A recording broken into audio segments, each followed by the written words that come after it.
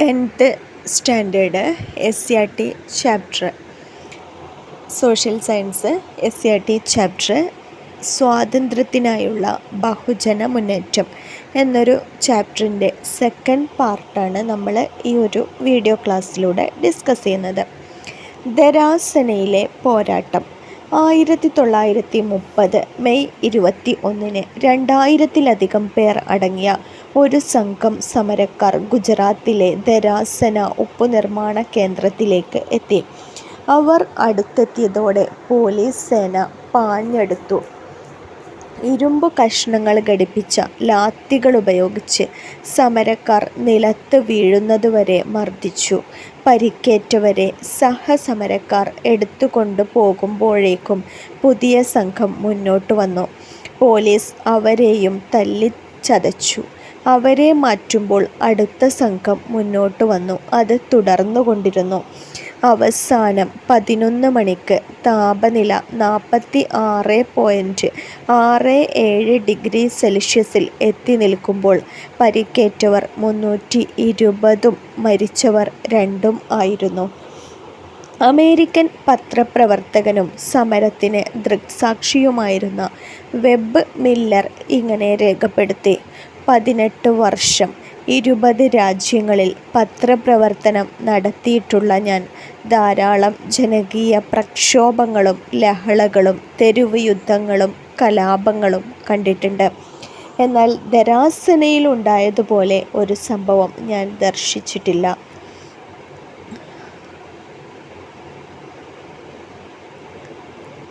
നിയമലംഘന സമരകാലത്ത് സരോജിനി നായിഡു, ഇമാം സാഹേബ് എന്നിവരുടെ നേതൃത്വത്തിൽ ഗുജറാത്തിലെ ധരാസന ഉപ്പുനിർമ്മാണ കേന്ദ്രത്തിൽ നടത്തിയ സമരത്തിൻ്റെ വിശദീകരണമാണ് നമ്മൾ വായിച്ചത്. നിസ്സഹകരണ സമരത്തേക്കാൾ കൂടുതൽ ജനപങ്കാളിത്തം പ്രകടമായ സമരമായിരുന്നു നിയമലംഘന സമരം. നിസ്സഹകരണ സമരത്തേക്കാൾ കൂടുതൽ ജനപങ്കാളിത്തം പ്രകടമായ സമരമായിരുന്നു നിയമലംഘന സമരം. നിസ്സഹകരണത്തോടൊപ്പം നിയമലംഘനവും നടത്തിക്കൊണ്ടാണ് സമരം പുരോഗമിച്ചത്. വടക്കു പടിഞ്ഞാറേ ഇന്ത്യ നിയമലംഘന സമരത്തിൻ്റെ പ്രധാന കേന്ദ്രങ്ങളിൽ ഒന്നായിരുന്നു. ഖാൻ അബ്ദുൽ ഗാഫർ ഖാനായിരുന്നു അവിടെ സമരത്തിന് നേതൃത്വം നൽകിയത്. അതിർത്തി ഗാന്ധി എന്നറിയപ്പെട്ടിരുന്ന അദ്ദേഹത്തിൻ്റെ കീഴിൽ ഖുദായ് ഖിദ്മത് കർ എന്ന ഒരു സന്നദ്ധ സംഘടന പ്രവർത്തിച്ചിരുന്നു. ഈ സമരത്തിൽ വിവിധ വിഭാഗം ജനങ്ങളുടെ പങ്കാളിത്തം എങ്ങനെയെന്ന് നമുക്കൊന്ന് പരിശോധിക്കാം. കർഷകർ സർക്കാരിന് നികുതി നൽകാതെയും ജന്മിമാർക്ക് പാട്ടത്തുക നൽകാതെയും കർഷകർ സമരത്തിൽ പങ്കാളികളായി. തൊഴിലാളികൾ റെയിൽവേ, തുറമുഖം, ഖനി എന്നിവയിലെ തൊഴിലാളികൾ സമരത്തിൽ പങ്കെടുത്തു. ഷോലാപൂരിൽ തൊഴിലാളികൾ നടത്തിയ സമരം അക്രമത്തിൽ കലാശിച്ചു. ഗോത്രജനത വനനിയമങ്ങൾ ലംഘിച്ച് കാടുകളിൽ കയറി വിഭവങ്ങൾ ശേഖരിച്ച് ഗോത്രജനത സമരത്തിൽ പങ്കാളികളായി. സ്ത്രീകൾ ഉപ്പുനിർമ്മാണം, വിദേശ വസ്തുക്കൾ വിൽക്കുന്ന കട, പിക്കറ്റ് ചെയ്യൽ തുടങ്ങിയ സമര പരിപാടികളിൽ സ്ത്രീകൾ സജീവമായി പങ്കെടുത്തു. കച്ചവടക്കാരും വ്യവസായികളും ഇറക്കുമതി ചെയ്ത ഉൽപ്പന്നങ്ങൾ വാങ്ങാനും വിൽക്കാനും കച്ചവടക്കാർ തയ്യാറായില്ല. റാണി ഗേഡൻലിയു നിയമലംഘന സമരകാലത്ത് വടക്കുകിഴക്കൻ ഇന്ത്യയിലെ ധീരയായ വനിതാ പോരാളിയായിരുന്നു റാണി ഗേഡൻലിയു. നിയമലംഘന സമരകാലത്ത് അറസ്റ്റിലായ അവർ യൗവനകാലം മുഴുവൻ ജയിലിൽ കഴിഞ്ഞു. ജയിലിൽ അവരെ സന്ദർശിച്ച ജവഹർലാൽ നെഹ്റു ഇങ്ങനെ എഴുതി: ഇന്ത്യ അവരെ ഓർമ്മിക്കുകയും ആദരിക്കുകയും ചെയ്യുന്ന ഒരു ദിനം വരും. ഇന്ത്യ സ്വാതന്ത്ര്യം നേടിയ ശേഷമാണ് റാണി ഗേഡൻലിയു ജയിൽ മോചിതയായത്. പരിമിതമായ ചില അധികാരങ്ങളെങ്കിലും ഇന്ത്യക്കാർക്ക് നൽകേണ്ടി വരും എന്ന് നിയമലംഘന സമരം ബ്രിട്ടീഷ് ഭരണകൂടത്തെ ബോധ്യപ്പെടുത്തി. ഇതിനായി ചില കൂടിയാലോചനകൾ ലണ്ടനിൽ നടന്നു. ഈ കൂടിയാലോചനകൾ വട്ടമേശ സമ്മേളനങ്ങൾ എന്നറിയപ്പെട്ടു. 1930 നടന്ന ആദ്യ സമ്മേളനത്തിൽ കോൺഗ്രസ് പങ്കെടുത്തില്ല. ഈ പശ്ചാത്തലത്തിൽ നിയമലംഘന സമരം അവസാനിപ്പിക്കാനും രണ്ടാമത്തെ സമരത്തിൽ കോൺഗ്രസ് പ്രതിനിധിയെ പങ്കെടുപ്പിക്കാനും ഗവൺമെന്റ് ശ്രമം ആരംഭിച്ചു. ഇതിന്റെ ഭാഗമായി ഒപ്പുവച്ച ഉടമ്പടിയായിരുന്നു ഗാന്ധി-ഇർവിൻ ഉടമ്പടി. 1931 മാർച്ച് 5 ഒപ്പുവച്ച ഈ ഉടമ്പടി പ്രകാരം നിയമലംഘന സമരം നിർത്തിവച്ചു. ഗാന്ധിജി രണ്ടാമത്തെ വട്ടമേശ സമ്മേളനത്തിൽ പങ്കെടുത്തു. എന്നാൽ രണ്ടാം വട്ടമേശ സമ്മേളനം നിഷ്ഫലമായി അവസാനിച്ചു. മൂന്നാമത്തെ വട്ടമേശ സമ്മേളനം കോൺഗ്രസ് ബഹിഷ്കരിക്കുകയുണ്ടായി. സായുധ വഴിയിലെ പോരാട്ടം. സ്വാതന്ത്ര്യമെന്ന ലക്ഷ്യത്തിലേക്കെത്താൻ കോൺഗ്രസിൻ്റെയും മഹാത്മാഗാന്ധിയുടെയും നേതൃത്വത്തിൽ നടന്ന സമരരീതികൾക്കൊപ്പം വ്യത്യസ്തമായ മറ്റു മാർഗങ്ങളും പലരും സ്വീകരിച്ചു. ഗാന്ധിജിയുടെ അഹിംസാ മാർഗത്തിന് പകരം ചിലർ വിപ്ലവത്തിൻ്റെ വഴി സ്വീകരിച്ചു. യുവാക്കളായിരുന്നു ഇവരിൽ ഭൂരിഭാഗവും. റഷ്യൻ വിപ്ലവത്തിൻ്റെ വിജയവും നിസ്സഹകരണ സമരം പാതിവഴിയിൽ അവസാനിപ്പിച്ചതുമാണ് വിപ്ലവത്തിൻ്റെ പാതയിലേക്ക് ഇവരെ നയിച്ചത്. ഇതിനെ തുടർന്ന് 1924 ഹിന്ദുസ്ഥാൻ റിപ്പബ്ലിക്കൻ അസോസിയേഷൻ എന്ന വിപ്ലവ സംഘടന രൂപം കൊണ്ടു. 1924 ഹിന്ദുസ്ഥാൻ റിപ്പബ്ലിക്കൻ അസോസിയേഷൻ എന്ന വിപ്ലവ സംഘടന രൂപം കൊണ്ടു.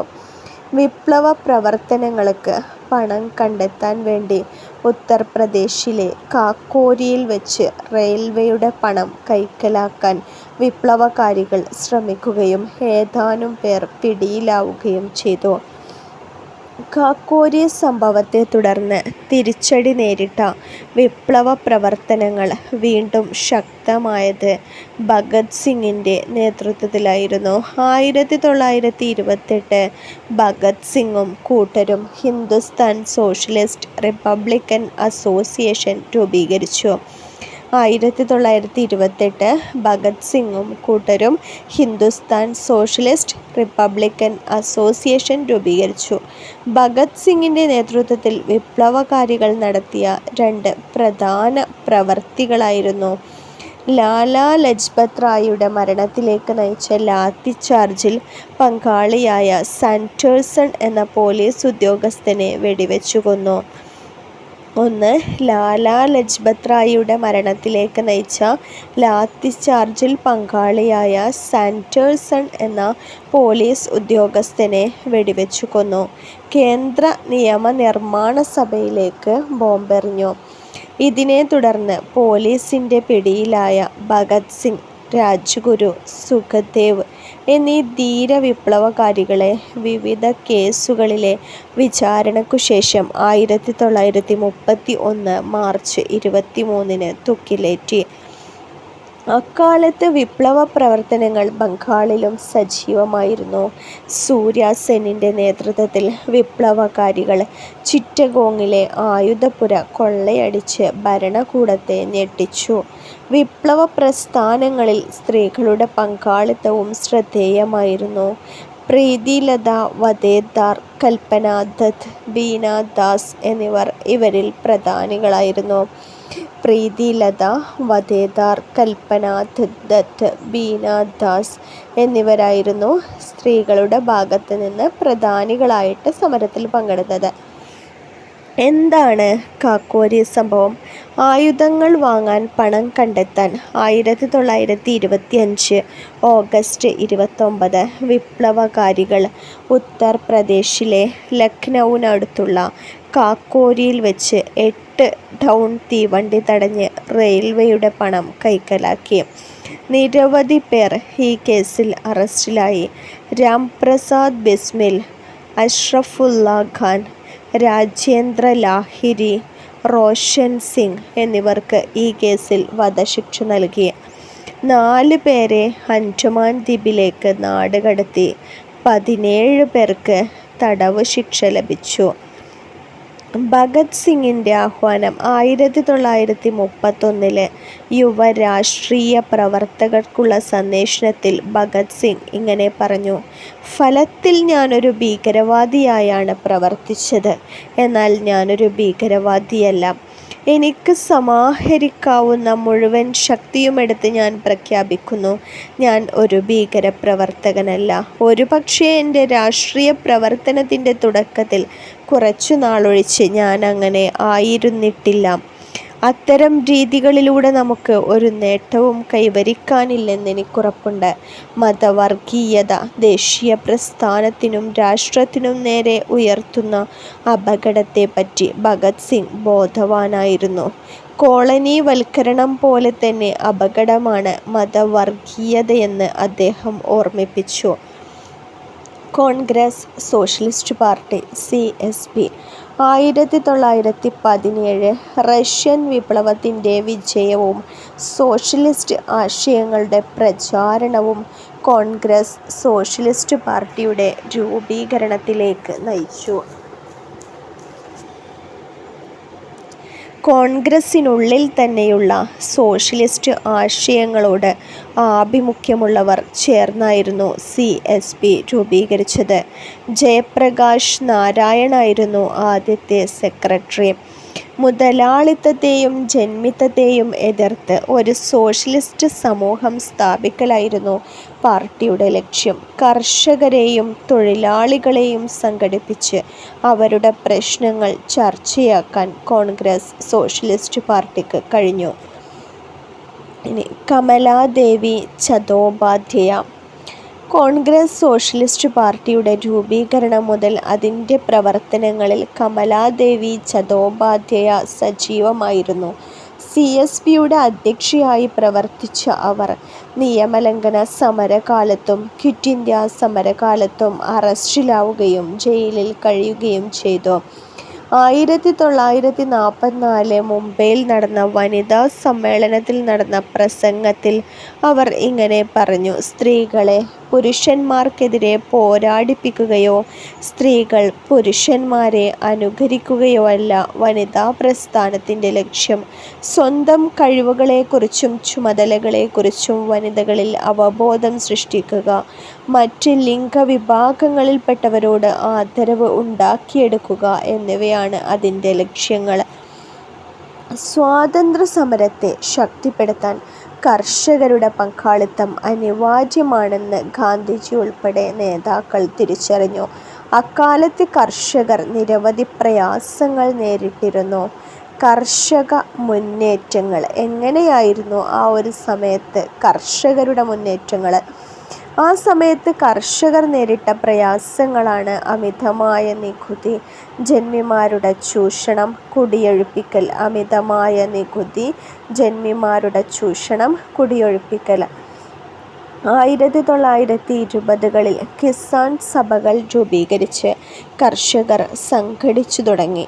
അക്കാലത്ത് ഉത്തർപ്രദേശിലെ അവധ് മേഖലയിൽ നടന്ന കർഷക മുന്നേറ്റം ഐക്യപ്രസ്ഥാനം എന്ന് അറിയപ്പെടുന്നു. 1936 അഖിലേന്ത്യാ കിസാൻ സഭ രൂപീകരിച്ചത് കർഷക പ്രസ്ഥാനങ്ങളുടെ ചരിത്രത്തിലെ നാഴികക്കല്ലായി. 1940കളിൽ നടന്ന കർഷക സമരങ്ങൾ സ്വാതന്ത്ര്യമെന്ന ലക്ഷ്യത്തിലേക്കെത്തുന്നതിന് സഹായിച്ച പ്രധാന ഘടകമായിരുന്നു. പിൽക്കാല കർഷക സമരങ്ങളിൽ പ്രധാനപ്പെട്ടവയാണ് ബംഗാളിലെ തേബാഗ സമരം, ആന്ധ്രയിലെ തെലങ്കാന സമരം. കർഷക സമരങ്ങളിൽ പ്രധാനപ്പെട്ടവ ബംഗാളിലെ തേബാഗ സമരം, ആന്ധ്രയിലെ തെലങ്കാന സമരം. എന്താണ് തേബാഗ ചൈ? അഖിലേന്ത്യാ കിസാൻ സഭയുടെ നേതൃത്വത്തിൽ 1946-47 കാലത്ത് തേബാഗ സമരം നടന്നു. ഭൂപ്രഭുക്കളായ ജോത്തേദാർമാർക്കെതിരായിരുന്നു കർഷകരുടെ സമരം. വിളവ് രണ്ടായി ഭാഗിച്ച് ഒരു ഭാഗം ജോത്തേദാർമാർക്ക് നൽകുന്ന രീതിയാണുണ്ടായിരുന്നത്. വിളവിനെ മൂന്നായി ഭാഗിക്കണമെന്നും 2 ഭാഗം തങ്ങൾക്ക് ലഭിക്കണമെന്നും ആവശ്യപ്പെട്ട് കർഷകർ നടത്തിയ സമരത്തിലെ മുദ്രാവാക്യമായിരുന്നു തേബാഗ ചൈ. 2/3 ഞങ്ങൾക്ക് വേണം. വി വാണ്ട് 2/3 ഷെയർ എന്നാണ് തേഗ് ബഗാച്ചായ് കൊണ്ട് അർത്ഥമാക്കുന്നത്. ആധുനിക വ്യവസായശാലകൾ നിലവിൽ വന്നതോടെ ഒരു ആധുനിക തൊഴിലാളി വർഗം ഇന്ത്യയിൽ രൂപപ്പെട്ടു. തൊഴിലാളികളുടെ പ്രധാന പ്രശ്നങ്ങളായിരുന്നു കുറഞ്ഞ കൂലി, കൂടുതൽ ജോലി സമയം, സ്ത്രീ ബാലതൊഴിലാളികൾ നേരിട്ട ചൂഷണം എന്നിവ. ഇനി എങ്ങനെയാണ് തൊഴിലാളികൾ സംഘടിക്കുന്നത്? AITUC all India trade union Congress ആയിരുന്നു ദേശീയ അടിസ്ഥാനത്തിൽ രൂപീകരിക്കപ്പെട്ട ഇന്ത്യയിലെ ആദ്യത്തെ തൊഴിലാളി സംഘടന. രണ്ടാം ലോക യുദ്ധാനന്തര കാലത്ത് നടന്ന റെയിൽവേ കമ്പിത്തപാൽ തൊഴിലാളികളുടെ പണിമുടക്കു സമരങ്ങൾ ഇന്ത്യയെ പിടിച്ചു കുലുക്കി. 1946 റോയൽ ഇന്ത്യൻ നേവിയിലെ കലാപത്തിന് പിന്തുണയുമായി തൊഴിലാളികൾ ബോംബെയിൽ നടത്തിയ പണിമുടക്ക് സംഘർഷത്തിലാണ് അവസാനിച്ചത്. ഇനി എന്തായിരുന്നു നാവിക കലാപം? ബ്രിട്ടീഷ് ഇന്ത്യയിലെ നാവിക സൈന്യമായിരുന്നു റോയൽ ഇന്ത്യൻ നേവി. 1946 ഫെബ്രുവരി റോയൽ ഇന്ത്യൻ നേവിയിലെ നാവികർ ബ്രിട്ടീഷ് ഭരണത്തിനെതിരെ കലാപം നടത്തി. 1946 ഫെബ്രുവരി 18 മുംബൈയിലെ തൽവാർ എന്ന കപ്പലിൽ ആരംഭിച്ച കലാപം RIN കലാപം എന്നറിയപ്പെട്ടു. കലാപകാരികൾ ബ്രിട്ടീഷ് പാതകൾ അഴിച്ചുമാറ്റി പകരം കോൺഗ്രസ്, കമ്മ്യൂണിസ്റ്റ്, മുസ്ലിം ലീഗ് പാർട്ടികളുടെ പതാക ഉയർത്തി. മറ്റ് നാവിക കേന്ദ്രങ്ങളിലേക്ക് വ്യാപിച്ച കലാപത്തെ സൈനിക ശക്തി ഉപയോഗിച്ച് അടിച്ചമർത്തി. രണ്ടാം ലോകയുദ്ധം അവസാനിച്ചതോടെ ഇന്ത്യയുടെ പിന്തുണ ബ്രിട്ടന് അനിവാര്യമായി. ഇതിനായി സർ സ്റ്റഫോർഡ് ക്രിബ്സ് ഇന്ത്യയിലെത്തി. എന്നാൽ ഇന്ത്യയിലെ നേതാക്കന്മാരെ ചർച്ചയിലൂടെ അനുനയിപ്പിക്കുന്നതിൽ സ്റ്റഫോർഡ് ക്രിബ്സ് പരാജയപ്പെട്ടു. ഇതോടെ ഗാന്ധിജിയുടെ നേതൃത്വത്തിൽ അവസാനത്തെ ബഹുജന സമരത്തിന് തുടക്കമായി. ഇതാ ഒരു മന്ത്രം, ഒരു കൊച്ചുമന്ത്രം ഞാൻ നിങ്ങൾക്ക് തരുന്നു. ഇത് നിങ്ങൾ ഹൃദയത്തിൽ പതിപ്പിക്കണം. ഓരോ ശ്വാസത്തിലും അതിന് ആവിഷ്കാരം നൽകണം. മന്ത്രമിതാണ്: പ്രവർത്തിക്കുക അല്ലെങ്കിൽ മരിക്കുക. Do or die. നാം ഒന്നുകിൽ ഇന്ത്യയെ സ്വതന്ത്രയാക്കും അല്ലെങ്കിൽ ആശ്രമത്തിൽ മരിക്കും. സ്ഥിരമായ അടിമത്തം കാണാൻ നമ്മൾ ജീവനോടെ ബാക്കിയാവില്ല. 1942 ഓഗസ്റ്റ് 8 മുംബൈയിൽ നടന്ന ബഹുജന സമ്മേളനത്തെ അഭിസംബോധന ചെയ്ത ഗാന്ധിജി നടത്തിയ പ്രസംഗത്തിലെ ഭാഗമാണ് നാം വായിച്ചത്. ഇതോടെ ക്വിറ്റ് ഇന്ത്യ സമരത്തിന് തുടക്കമായി. ഗാന്ധിജി ഉൾപ്പെടെയുള്ള നേതാക്കൾ ജയിലിലായിട്ടും സമരം രാജ്യം മുഴുവൻ വ്യാപിച്ചു. വിദ്യാർത്ഥികളും യുവജനങ്ങളും തൊഴിലാളികളും സ്ത്രീകളുമെല്ലാം സമരത്തെ ഏറ്റെടുത്ത് മുന്നോട്ട് കൊണ്ടുപോയി. പോസ്റ്റ് ഓഫീസുകളും കമ്പിത്തപാൽ ഓഫീസുകളും റെയിൽവേ സ്റ്റേഷനുകളും ആക്രമിക്കപ്പെട്ടു. ജയപ്രകാശ് നാരായൺ, റാം മനോഹർ ലോഹ്യ, അരുണ അസഫ് അലി, സുചേത കൃപലാനി തുടങ്ങിയവർ ഒളിവിൽ നിന്ന് സമരം നയിച്ചു. ബോംബെ നഗരത്തിൽ നിന്ന് രഹസ്യമായി സംപ്രേഷണം ചെയ്ത കോൺഗ്രസ് റേഡിയോ വഴി നേതാക്കന്മാർ സമരക്കാരോട് സംസാരിച്ചു. സമരം പലയിടത്തും അക്രമത്തിലേക്കെത്തിയപ്പോഴും അക്രമങ്ങളെ അപലപിക്കാൻ ഗാന്ധിജി തയ്യാറായില്ല. ഭരണകൂടത്തിൻ്റെ അക്രമമാണ് ജനങ്ങളെ പ്രകോപിപ്പിച്ചതെന്നായിരുന്നു ഗാന്ധിജിയുടെ നിലപാട്. അക്രമത്തെ അപലപിക്കണമെന്ന സർക്കാരിൻ്റെ നിർബന്ധത്തിന് വഴങ്ങാതെ ഗാന്ധിജി ജയിലിൽ 21 ദിവസത്തെ നിരാഹാരം പ്രഖ്യാപിച്ചു. ഗാന്ധിജിയെ മോചിപ്പിക്കണമെന്നാവശ്യപ്പെട്ട് അന്തർദേശീയ പത്രങ്ങൾ രംഗത്തു വന്നു. എന്നാൽ എല്ലാറ്റിനെയും അതിജീവിച്ച് ഗാന്ധിജി നിരാഹാരവ്രതം പൂർത്തിയാക്കി. ക്വിറ്റ് ഇന്ത്യ സമരകാലത്ത് ചില പ്രദേശങ്ങൾ ബ്രിട്ടീഷ് ഉദ്യോഗസ്ഥരുടെ നിയന്ത്രണത്തിൽ നിന്ന് മോചിപ്പിക്കപ്പെട്ടു. അവിടങ്ങളിൽ താൽക്കാലിക ഭരണകൂടങ്ങൾ സ്ഥാപിക്കപ്പെട്ടു. ഇനി ഓരോ സ്ഥലങ്ങൾ അവിടെ ഭരണം സ്ഥാപിക്കപ്പെട്ടത്. ബല്ലിയ. ഉത്തർപ്രദേശിലെ ബല്ലിയയിൽ ചിട്ടു പാണ്ഡെയുടെ നേതൃത്വത്തിൽ സമാന്തര ഭരണം സ്ഥാപിക്കപ്പെട്ടു. സതാറ മഹാരാഷ്ട്ര സതാറയിൽ നാനാ പാട്ടീലിൻ്റെ നേതൃത്വത്തിൽ നിലവിൽ വന്ന ഭരണകൂടം 1945 വരെ നിലനിന്നു. താംലൂക്ക് ബംഗാളിലെ താംലൂക്കിൽ നിലവിൽ വന്ന ഭരണകൂടം 1 വർഷക്കാലം വരെ തുടർന്നു. വിദ്യാലയങ്ങൾക്ക് സഹായം നൽകിയും കോടതികൾ സ്ഥാപിച്ചും മിച്ചമുള്ള ധാന്യം ദരിദ്രർക്ക് നൽകിയും ഭരണകൂടം മികച്ച പ്രവർത്തനം കാഴ്ചവച്ചു. സ്വാതന്ത്ര്യമെന്നത് അടിയന്തര ലക്ഷ്യമാക്കി മാറ്റി എന്നതാണ് ക്വിറ്റ് ഇന്ത്യ സമരത്തിൻ്റെ പ്രാധാന്യം. അധികാര കൈമാറ്റം അനിവാര്യമായി തുടർന്നുള്ള സംഭവ വികാസങ്ങൾ ഇക്കാര്യം അടിവരയിട്ടു. ഇന്ത്യയുടെ സ്വാതന്ത്ര്യത്തിനായുള്ള അവസാന യുദ്ധം ആരംഭിച്ചിരിക്കുന്നു. രാഷ്ട്രപിതാവേ, ഇന്ത്യയുടെ മോചനത്തിനായുള്ള ഈ വിശുദ്ധ യുദ്ധത്തിൽ ഞങ്ങൾ അങ്ങയുടെ അനുഗ്രഹങ്ങൾ തേടുകയാണ്. 1944 ജൂലൈ 6 ആസാദ് ഹിന്ദ് റേഡിയോ വഴി സുഭാഷ് ചന്ദ്രബോസ് ഗാന്ധിജിയെ അഭിസംബോധന ചെയ്ത് നടത്തിയ പ്രസംഗത്തിലെ വാക്കുകളാണ് മുകളിൽ നമ്മൾ വായിച്ചത്. ഇന്ത്യയുടെ സ്വാതന്ത്ര്യത്തിനായി തികച്ചും വേറിട്ട വഴി സ്വീകരിച്ച നേതാവായിരുന്നു സുഭാഷ് ചന്ദ്രബോസ്.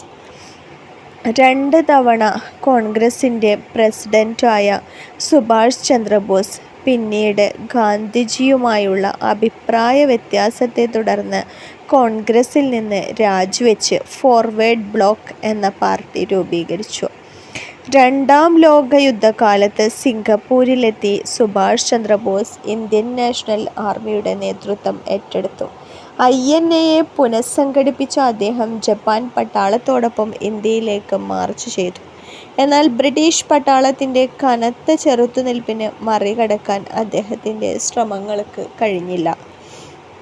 ലക്ഷ്യം നേടുന്നതിൽ വേണ്ടത്ര വിജയിച്ചില്ലെങ്കിലും സ്വാതന്ത്ര്യ സമരത്തിൻ്റെ അവസാന ഘട്ടത്തിൽ ജനങ്ങളിൽ ആവേശം സൃഷ്ടിക്കാൻ INAക്ക് കഴിഞ്ഞു.